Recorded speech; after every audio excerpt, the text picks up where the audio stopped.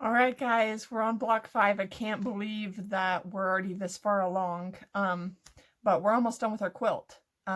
You're going to have until end of January to complete it to get like your finishing prize, which is going to be a super cool prize. So make sure that you catch up sometime in between now and then. So today is going to be December 7th. Which is, my baby is 5 months old. Anyway, that is a total derailment. But I'm going to show you guys, block 5 is, the only thing that's tricky about it is getting your layout guide all matched up so that you can place your pieces correctly. And I really recommend using a light box for this block. If you don't, you can still make it work. But I'm going to drop you guys again a link in the description of this video, and you can go to flexifuse.com and you can get a super good deal on a Caterpillar light box, which is my favorite light box, and I'll be demoing it in the video today.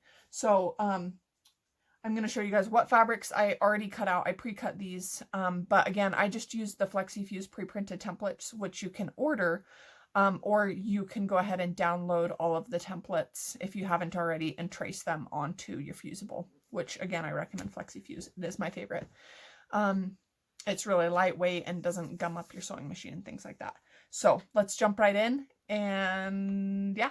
So like I said, I have already pre-cut my templates out. You're not going to have any piecing today, other than you're going to have your 26-inch by width of fabric cut, which you're going to be subcutting to 26 inches by 37 inches, okay?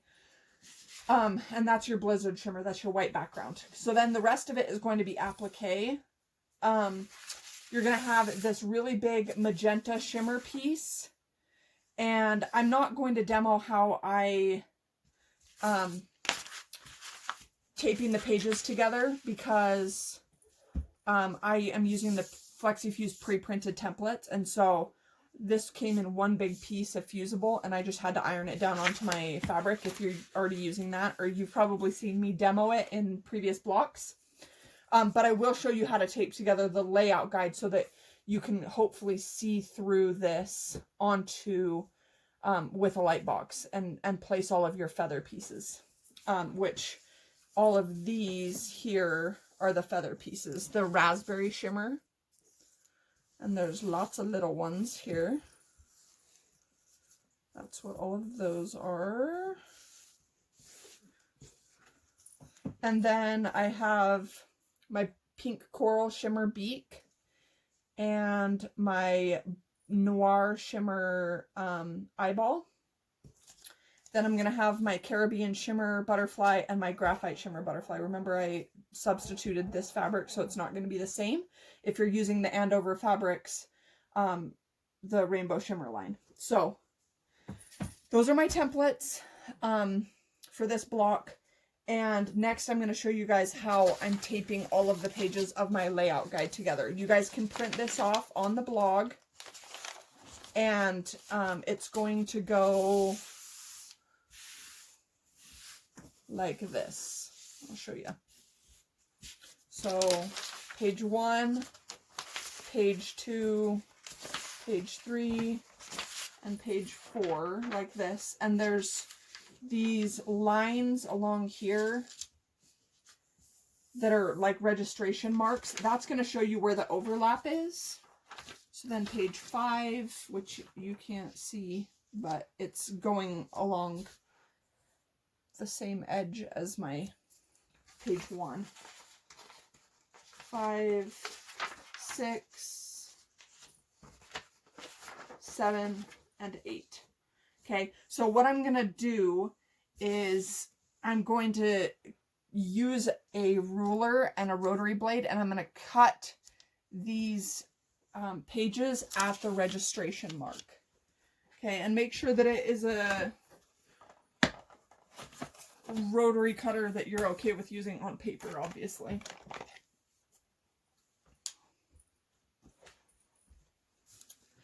And you're not, it's going to show that you're cutting the piece off. You're not, that's just, it's just cropped. so that there's some overlap there. So I'm just going to cut these right here along these registration marks, which you can't see super well, but there's my page 1. So I've just cut those little marks off right there.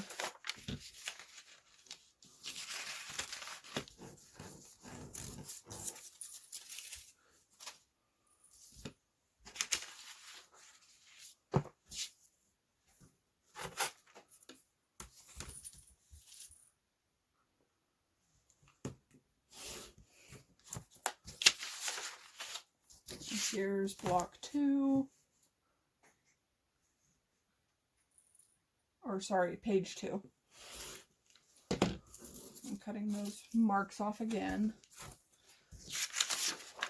This time I have 3 sides that I need to come off on.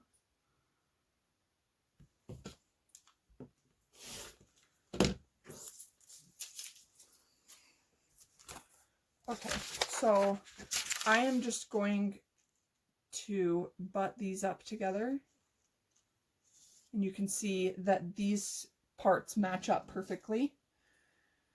And I'm just going to take some pieces of tape and tape along here. I don't need to tape every spot in the joint, but just enough so that it holds together well. I am just going to go ahead and finish this up, and then I'll show you what it looks like. So again, you're just going to cut along these light registration marks, and you can ignore this for right now. This is going to be marking where the center of your block is, and so I'll show you that in just a minute. But I'm just going to trim all of these pages off so that you can see, and then tape them together, and then I'll show you what it looks like.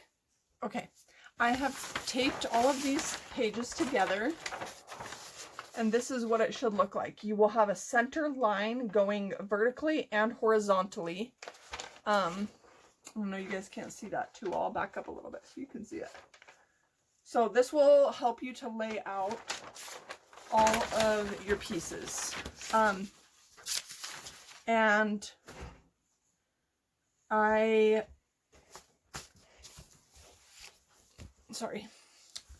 have my background here. I ironed a center line in it, so I quarter folded it, and then I ironed the fold of it so that I can see exactly where my center is. So this center line right there. Okay, and I am going to place it over top of my layout guide, and then I'm going to show you guys how I lay these pieces out.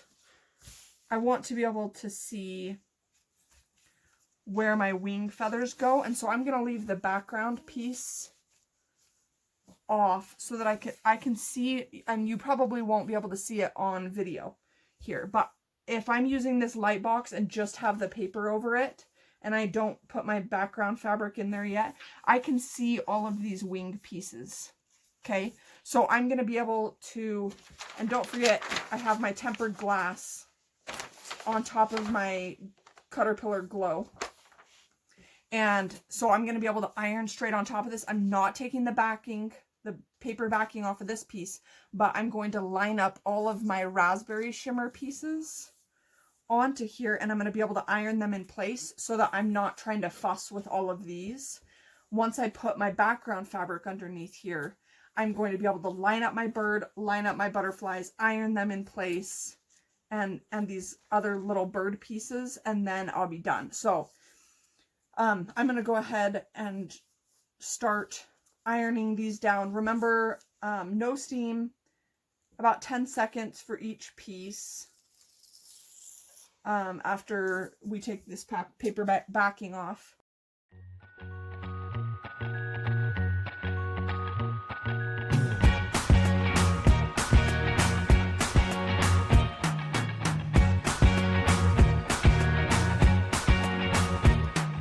I can't forget the day we met. Your eyes so blue, me pressing through. I can't forget the day we met. Your smile so bright, it made me swoon. Our love is like a summer's day, hot and endless in a magic way.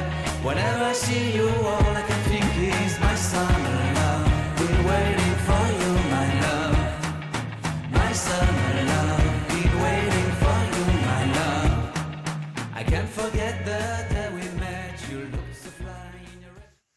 Okay, I now have my bird with all of the feathers affixed to it.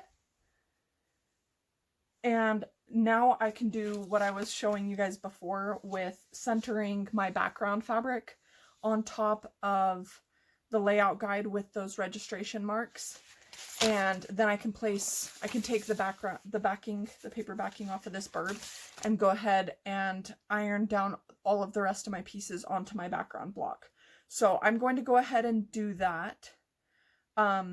Just a couple of tips really quick in regards to the layout guide, and I've covered this in previous blocks too, but I just want to make mention of it to stress the importance of it. So first of all, for the layout guide, you need to make sure that when you print this, you're printing it at 100%. And you'll have to do that through the printer dialog box. Because everyone's printer settings are different, but you will not be wanting to print it like to fit or downsizing it at all, or else it won't be to the same size as your applique pieces. And that rule also goes for printing off any of your reversed applique templates. So, sorry, my nose is itching. Second thing, when you are ironing, if you're ironing on top of your cutting mat like I am, you need to make sure that you're using your light box and then you have this tempered glass top on it. I am not ironing straight onto my light box. I have this tempered glass add-on. This is also available through FlexiFuse. You are going to want these standoffs. I have one on each corner. I have one on opposite corners just to hold it off a little bit from the light box, because the glass does absorb some heat and you won't want it to pass through there and then melt anything or warp anything. So that's what I've done. I'm going to go ahead and you guys can watch me iron the rest of these pieces down, and I'm just being super careful to make sure that I'm only iron on top of this tempered glass top. You can feel the edges of it because it stands off quite a bit from the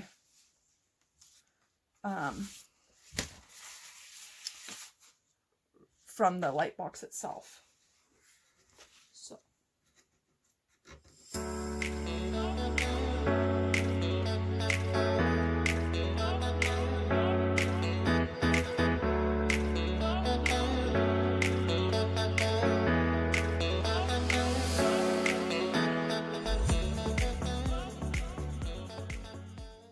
okay, I went ahead and pinned the block behind me. This is your finished block 5.